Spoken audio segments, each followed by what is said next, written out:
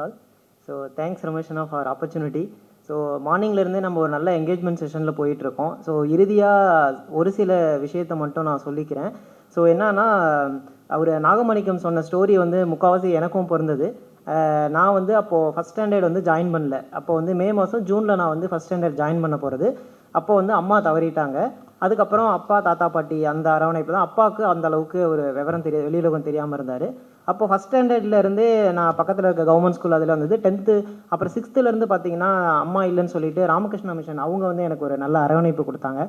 So Ramakrishna mission Kanchipuram அங்கே படிச்சுட்டு இருந்தேன். அதுக்கப்புறம் பார்த்தீங்கன்னா +1 +2 முடித்ததுக்கப்புறம் 12th வந்து 1142 அவுட் ஆஃப் 1200 அது எடுத்திருந்தேன். ஸோ அது ஒரு நல்ல ஸ்கோர் அப்படிங்கிறது ஒன்று இருந்துச்சு. எல்லாருக்கும் வந்து பெரியசாமி அப்படின்னா யார் என்ன ஏதுன்னு அந்தளவுக்கு தெரியாது. பட் நல்ல மார்க் எடுக்கவும் எல்லா ரிலேட்டிவ்ஸ் வந்து பரவாயில்ல நல்ல மார்க் எடுத்திருக்க அப்படின்னு சொல்லி ஒரு விஷ் பண்ணது அப்போ மட்டும்தான். அதுக்கு முன்னாடி வரைக்கும் யாரும் எதுவுமே கண்டுக்கவே இல்லை. அதுக்கப்புறம் +2 முடிச்சுட்டு என்ன பண்ணலாம் அப்படின்னு பார்க்குறப்ப நாங்கள் நிறையா இதில் அப்ளை பண்ணியிருந்தோம். ஆனால் எந்த அளவுக்கு எங்களுக்கு பாசிட்டிவாக வரல. அகரம் ஃபவுண்டேஷன்லாம் போட்டிருந்தேன். அவங்க என்ன சொன்னாங்கன்னா, ஒரு பர்டிகுலர் காலேஜ் நாங்கள் படிக்க வைக்கிறோம் அப்படின்னு சொன்னாங்க. ஆனால் எனக்கு வந்து மெடிக்கல் கிடைக்கும், இல்லைனா அண்ணா யூனிவர்சிட்டி போகிறோம் அந்த ஒரு இதுலேயே இருந்தேன். ஸோ அதனால் அதுவும் மிஸ் ஆகிடுச்சு. ஸோ மெடிக்கல் வந்து ஜஸ்ட் மிஸ் ஆகிடுச்சு இருந்தனால எனக்கு அண்ணா யூனிவர்சிட்டி MITயில் ரப்பர் அண்ட் பிளாஸ்டிக்ஸ் டெக்னாலஜி அது எடுத்திருந்தேன். அதுலேயுமே நிறைய பேர் என்ன சொல்லியிருந்தாங்கன்னா, இந்த டிபார்ட்மெண்ட் எடுத்திருக்கே உனக்குலாம் எப்படி வேலை கிடைக்கும் அப்படிங்கிற மாதிரி ஒரு கேலி கிண்டலுக்கும் அந்த மாதிரி தான் இருந்துச்சு.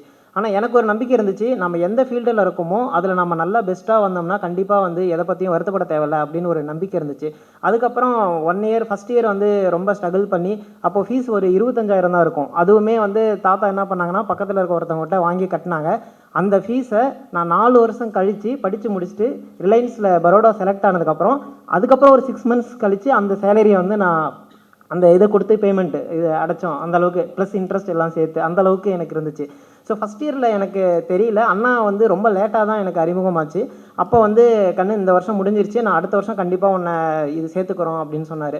ஸோ அதுக்கப்புறம் செகண்ட் இயரில் தான் வந்து அண்ணாவை நான் பார்த்தேன். அவருடைய பார்த்த அந்த டே எப்படி இருந்துச்சுன்னா, நான் ட்ரெயினில் வந்து வேளச்சேரி அங்கே போயிட்டேன். அங்கே இருந்துட்டு அங்கே வந்து அப்போ அம்மா ஃப்ரீ மண்டபம் அந்த இதில் இருந்தாங்க. அப்போ வந்து என்ன பண்ணால் நான் கேட்டேன் எப்படி போகணும்னு சொல்லி. பஸ்ஸில் போகணும் அப்படின்னாங்க. பஸ்ஸில் போனால் எவ்வளோ ஆகுன்னு சொன்னாங்கன்னா 15 ரூபா ஏதோ சொன்னாங்க. இன்னும் 15 ரூபா கொடுத்துட்டு நம்ம போகணுமா? ஏன்னா அப்போ பாக்கெட் மணி அப்படிலாம் எதுவுமே எனக்கு கொடுத்தது கிடையாது. சரி நம்ம நடந்தே போகலாமே, பக்கத்தில் தான் இருக்கும் அப்படின்னு சொல்லி நானும் நடக்கிறேன். ரொம்ப தூரம் நடந்துக்கிட்டே போயிட்டே இருக்கேன். வேளச்சேரியிலேருந்து குருநானக் காலேஜ் வரைக்கும் ஒரு 1/2 hour பக்கமாக நான் நடந்துக்கிட்டே இருந்தேன். அதுக்கப்புறமா ரொம்ப தூரம் நடந்து வந்து அப்புறம் அண்ணாவை மீட் பண்ணேன். ஆனால் அவ்வளோ தூரம் நான் நடந்தே வந்ததுக்கு ஒரு பலன் கிடச்சிது. அப்போ அண்ணா வந்து சரி ஓகே நான் வந்து பார்த்துக்கிறேன் அப்படின்னு சொல்லிட்டு அண்ணா சொன்னார். அவருக்கு இது வரைக்கும் நான் சொன்னதே கிடையாது. அந்த ரயில்வே ஸ்டேஷன்லேருந்து குருநானக் காலேஜ் வரைக்கும் நான் நடந்தே வந்துட்டு இருந்தேன் அப்படின்னு சொல்லிட்டு. ஏன்னா அந்தளவுக்கு ஒரு 15 ரூபா செலவு பண்ணி போகணுமா அப்படிங்கிற அளவுக்கு தான் ஒரு மைண்ட் செட்டில் அப்போ இருந்துச்சு. அதுக்கப்புறம் அண்ணா நிறைய வந்து மோட்டிவேட் பண்ணிகிட்டு இருந்தார். நான் இன்கேஸ் என்ன சொன்னார்னா, கண்ணு நான் என்னோட கை காசு போட்டு படிக்க வைக்கல, யாரோ ஒருத்தர் உனக்கு ஸ்பான்சர் பண்ணி படிக்கிறாங்க. நீ நல்லபடியாக படித்து நீ நல்லா வந்தால் தான் உன்னை பார்த்து அதுக்கப்புறம் வந்து மற்றவங்களும் படிக்க வருவாங்க. நிறைய ஸ்பான்சர் வந்து கொண்டு வர முடியும் அப்படின்னு சொல்லி சொன்னார். அது எப்போவுமே மைண்டுக்குள்ளே இருந்துகிட்டே இருந்துச்சு. ஃபஸ்ட்டு ஒரு 2 வருஷம் தமிழ் மீடியம்லேருந்து வந்ததுனால அவ்வளோவா என்னால் பர்ஃபார்ம் பண்ண முடியல. So 3rd year final year வரும்போது தான் வந்து ஒரு நல்ல ஒரு அண்டர்ஸ்டாண்டிங், ஒரு மெச்சூரிட்டி, நல்லா படிக்கணும் அப்படிங்கிற ஒரு புரிதல் வந்து எனக்கு நிறையா கிடைக்க ஆரம்பிச்சிது. ஸோ அதுக்கப்புறம் நல்ல ப்ரொஃபஸர்ஸ் கூடலாம் ரொம்ப கொஞ்சம் இன்ட்ராக்ட் பண்ணி நல்லா டவுட் அதெல்லாம் கிளியர் பண்ணிக்கிட்டு ஒரு கம்ஃபர்ட் ஜோன் அல்ல அதை விட ரொம்ப ஒரு ஷையாக இருக்கிறத தாண்டி வெளியில் வந்து அதுக்கப்புறம் கொஞ்சம் எல்லாம் இன்ட்ராக்ட் ஆகி படித்து அதுக்கப்புறமா எனக்கு கேம்பஸ் இன்டர்வியூவில் வந்து செலக்ட் ஆனது ரிலையன்ஸில். ஸோ ஃபஸ்ட்டு நான் அண்ணாக்கு தான் கால் பண்ணேன், வேறு யாருக்குமே கால் பண்ணல. அண்ணா அந்த மாதிரி கேம்பஸ் இன்டர்வியூ வந்திருக்குன்னா நான் செலக்ட் ஆகிட்டேன்னு சொன்னது ரொம்ப சந்தோஷப்பட்டார். உடனே வந்து நீ ஸ்பான்சர் சொல்லுப்பான்னாரு. அவங்களுக்கு சொன்னேன். அவங்க 2 பேருக்கும் சொல்லிவிட்டு அதுக்கப்புறம் தான் நான் மற்ற எல்லாருக்குமே நான் வந்து சொன்னேன். ஸோ அதுக்கப்புறமும் வந்து அண்ணா கூட ஒரு காண்டாக்டில் இருந்துகிட்டு இருந்தது.